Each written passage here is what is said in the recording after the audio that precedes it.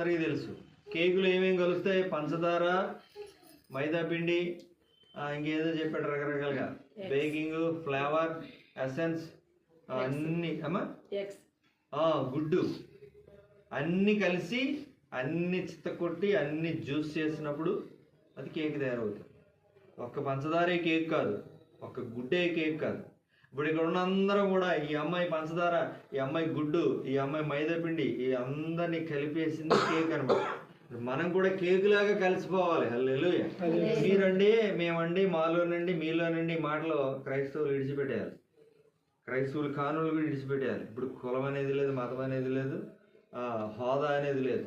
అందరూ ఒకటైపోయే రోజులు మన భారతదేశానికి దగ్గరలోనే రావాలని మనందరం కోరుకుందాం. అందరూ స్తోత్రం చెప్పండి, అందరూ చప్పట్లు కొట్టండి.